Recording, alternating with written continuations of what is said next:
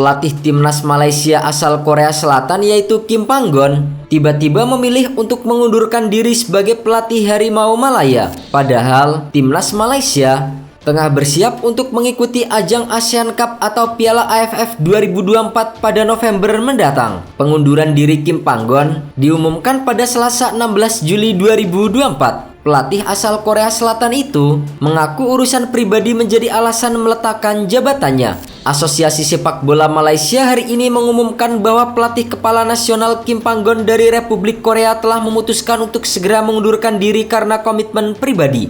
FAM sebenarnya tidak setuju dengan keputusan ini. Mereka bahkan berusaha membujuk agar Kim Panggon berubah pikiran dan tetap memimpin Harimau Malaya. Namun, sang pelatih tetap pada pendiriannya dan pada akhirnya memilih untuk mundur. Kim Panggon sendiri meminta maaf kepada masyarakat Malaysia. Ia mengakui keputusannya membuat banyak pihak bersedih. Kim Panggon sendiri melatih Malaysia sejak tahun 2022 lalu. Ia membawa Harimau Malaya lolos ke Piala Asia 2023 pertama kalinya setelah 42 tahun terakhir. Tak hanya itu, ia juga membawa Malaysia ke semifinal Piala AFF 2022. Terakhir, Kim Panggon hanya gagal meloloskan Malaysia ke putaran 3 kualifikasi Piala Dunia 2026 zona Asia.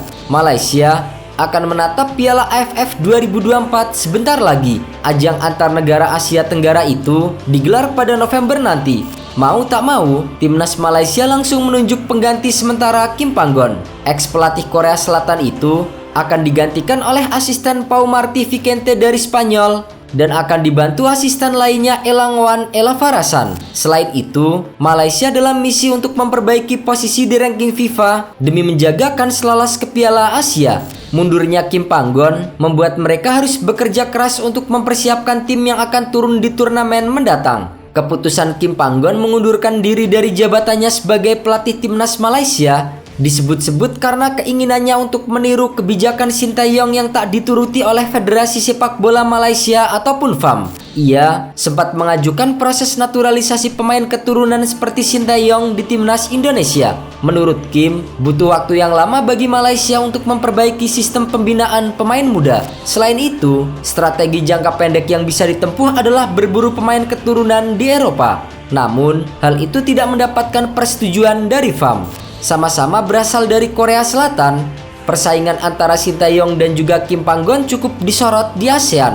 Terlebih, keduanya melatih tim nasional yang memiliki rivalitas tinggi. Namun, kerjasama apik yang ditunjukkan PSSI dan juga Sintayong telah membuat timnas Indonesia terus berkembang di level internasional. Meski belum mampu mengantarkan skuad Garuda meraih gelar juara, namun Sintayong yang baru saja memperpanjang kontrak bersama dengan timnas Indonesia hingga tahun 2027 telah membuat perubahan besar. Mulai dari proyek naturalisasi pemain-pemain grade A yang kini menjadi andalan timnas Indonesia hingga prestasi di ajang Piala Asia 2023 di mana untuk pertama kalinya timnas Indonesia berhasil lolos ke babak 16 besar meski kalah telak atas Australia. Tak hanya di level senior, Sintayong bahkan berhasil membawa timnas usia 23 lolos hingga ke babak semifinal Piala Asia usia 23 dan mengalahkan negaranya sendiri yaitu Korea Selatan lewat drama adu penalti. Prestasi berikutnya Sintayong bersama dengan timnas Indonesia adalah kepastian Tom Haya dan kawan-kawan lolos ke babak 3 kualifikasi Piala Dunia untuk pertama kalinya dan mendapatkan tiket otomatis ke Piala Asia 2027. Namun yang terpenting untuk saat ini adalah timnas Indonesia bersama dengan Sintayong akan bersaing di babak 3 kualifikasi Piala Dunia Grup C bersama dengan Jepang, Australia, Bahrain dan juga Cina.